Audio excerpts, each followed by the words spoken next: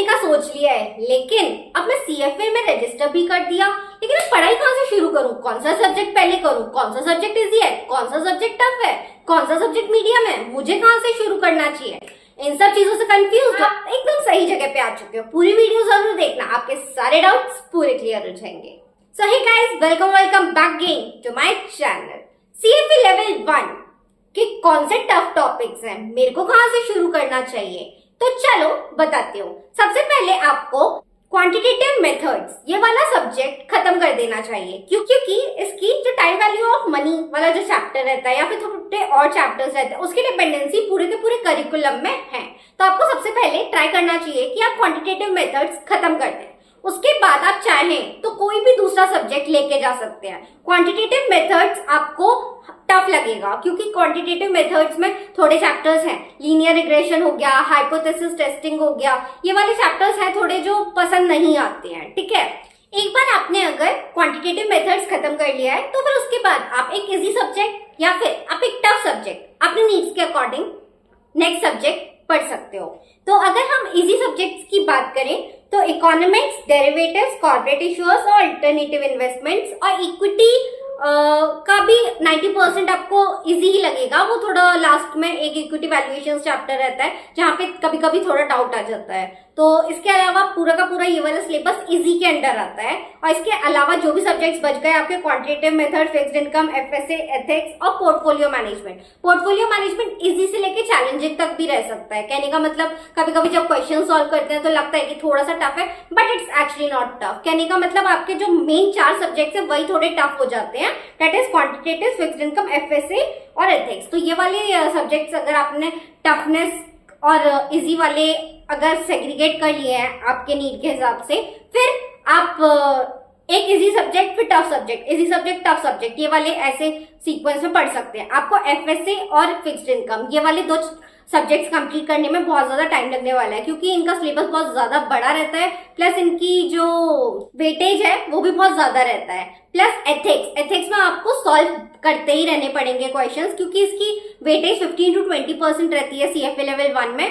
तो अगर आपने ये वाला सब्जेक्ट अच्छे से नहीं पढ़ा है तो आपका पास होना थोड़ा मुश्किल हो जाएगा। तो इसीलिए ये वाला सब्जेक्ट आपको मेक श्योर करना पड़ेगा कि आप बहुत ज्यादा क्वेश्चन सॉल्व करें। इसका कंटेंट लिमिटेड रहता है एथिक्स के अंदर, मतलब बहुत ज्यादा चीजें हो सकता है आपको लगेगा कि पढ़ने के लिए नहीं है, पर जब आप क्वेश्चन सॉल्व करेंगे यू विल फील कि यार ये वाली चीजें मेरे को समझ में नहीं आ रही है, क्वेश्चन बहुत डिफिकल्ट है। तो ये वाली चीज आपके साथ लास्ट मोमेंट पे ना हो, तो आप एक काम कीजिएगा, इसको मिडिल में ही कंप्लीट कर लीजिएगा एथिक्स को, और फिर उसके बाद क्वेश्चन सॉल्व करते रहिएगा। मैं आपको एक बार ब्रीफ ओवरव्यू भी दे देती हूँ, आप कौन से सब्जेक्ट में क्या पढ़ने वाले हैं। इकोनॉमिक्स में आप basically monopoly markets, monopolistic markets, है ना, फर्म, सप्लाई चेन्स, इन सब चीजों के बारे में ज्यादा पढ़ेंगे। प्लस आप इसमें हम लोगों की रेपो पॉलिसीज जो होती है ना, जो भी सेंट्रल बैंक पॉलिसीज होती है, इन सब चीजों के बारे में आप इकोनॉमिक्स के अंडर पढ़ने वाले हैं। फिक्स्ड इनकम के अंडर आप बेसिकली बॉन्ड्स के बारे में और फिक्स्ड इनकम सिक्योरिटीज के बारे में पढ़ने वाले हैं। इस फिक्स्ड इनकम के अंदर आपको 20 चैप्टर्स मिलेंगे, जिसमें से 12 आपके थियरी रहेंगे, 8 आपके प्रैक्टिकल रहेंगे। प्रैक्टिकल वाले आपके जो रहेंगे बेसिकली वो ड्यूरेशंस के ऊपर रहेंगे। 3 टाइप्स ऑफ ड्यूरेशंस पढ़ेंगे आप, Macaulay duration, modified duration, effective duration, इन सब चीजों के बारे में पढ़ेंगे। थोड़े कर्व्स के बारे में पढ़ेंगे और बॉन्ड्स के बारे में पढ़ेंगे, है ना। तो ये वाली चीजें रहेंगी, तो it is a good subject, you will like it. ठीक है, लेकिन लास्ट के 3 चैप्टर्स रहते हैं जहाँ पे आप मॉर्गेजेस के बारे में पढ़ने वाले हैं, वो वाले चैप्टर्स में थोड़े कंफ्यूज हो जाते हैं, तो आप ये वाली रीडिंग्स थोड़ी और अच्छे से पढ़िएगा। डेरिवेटिव्स के अंदर बेसिक इंट्रोडक्शन मिलेगा आपको सारी चीजों के बारे में, फॉरवर्ड्स क्या होता है, फ्यूचर्स क्या होता है, स्वैप्स क्या होते हैं, ऑप्शंस क्या होता है ना, इन सब चीजों के बारे में रहेगा। आपको फॉरवर्ड्स को कैसे वैल्यू करते हैं, उसका फॉर्मूला क्या होता है, इन सब चीजों के बारे में आपको काफी नॉलेज मिलेगी।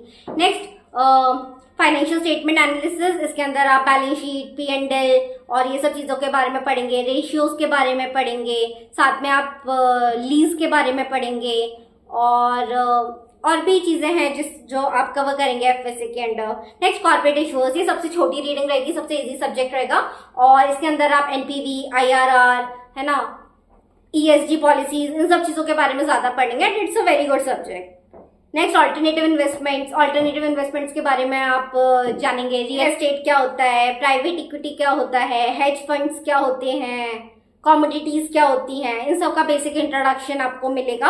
ऑल्टरनेटिव इन्वेस्टमेंट्स दो टाइप्स के रहते हैं। कहने का मतलब फर्स्ट वाला आपका जो ऑल्टरनेटिव इन्वेस्टमेंट रहेगा वो सॉल्विंग रहेगा, जिसमें आपको मैनेजमेंट फीस और ये सब वो सब कैलकुलेशन सिखाई जाएंगी हेज फंड की और प्राइवेट इक्विटी की कमिटेड कैपिटल के ऊपर। और फिर साथ में आपको ये सब जो मैंने अभी नाम लिए थे, प्राइवेट इक्विटी, हेज फंड्स, इन सब चीजों के बारे में बेसिक इंट्रोडक्शन मिलेगा। नेक्स्ट पोर्टफोलियो मैनेजमेंट में अगेन आपका थियरी और सॉल्विंग दोनों ही मिलता है हमको। और इसके अंदर कुछ 3-4 चैप्टर्स की थियरी है और जो हम लोगों का फर्स्ट 2 चैप्टर्स रहता है पोर्टफोलियो मैनेजमेंट थियरी बोल के, पार्ट 1 पार्ट 2। ये वाला आपको सॉल्विंग क्वेश्चंस भी मिल जाएंगे इसके अंदर, प्लस थियरी टाइप के क्वेश्चंस भी मिल जाएंगे। इसके अंदर ग्राफ्स भी रहेंगे थोड़े बहुत, जैसे मिनिमम वेरिएंस ग्राफ, ये सब वो सब, मिनिमम वेरिएंस फ्रंटियर्स, ये सब चीजें आप पढ़ेंगे तो आपको बहुत मजा आएगा। तो ये वाली चीज आप देखेंगे। इक्विटी के अंदर आप बहुत सारी चीजें पढ़ने वाले हैं। इक्विटी वैल्यूएशंस के बारे में सीखेंगे, फिर इंडस्ट्री क्या होती है, इंडस्ट्री एनालिसिस कैसे की जाती है, कंपनी क्या होता है, कंपनी एनालिसिस कैसे किया जाता है, ये सब चीजें इक्विटी के अंदर कवर्ड है। तो आप इसके अंदर ये वाली चीजें सीखेंगे। तो बेसिकली आप ये वाले 10 चैप्टर्स को जब मास्टर कर लेंगे और आप सारे के सारे CFA का जो LEC होता है, लर्निंग इकोसिस्टम, वो वाले जो क्वेश्चंस रहते हैं CFA कैंडिडेट रिसोर्सेज, वो वाले सब सॉल्व कर लेंगे, देन यू विल सी कि आपने ये वाले चैप्टर्स को काफी हद तक समझ लिया है। तो आप बेसिकली क्या कर सकते हैं, आप 6 मंथ्स को 4 मंथ्स में अपना पूरा रीडिंग टाइम और 2 मंथ्स में एकदम सॉल्विंग टाइम ऐसे सेग्रीगेट कर सकते हैं, and it is surely gonna help you. और अगर आपको ये वीडियो अच्छी लगी हो तो अभी के अभी मुझे कमेंट करके बताइए, अभी के मुझे सब्सक्राइब कर दीजिए। और अगर आपका कोई फ्रेंड है जो CFA करने के बारे में सोच रहा है, उसको ये वाली वीडियो अभी के अभी शेयर कर दो। And I will see you guys in the next video. Take care, bye bye.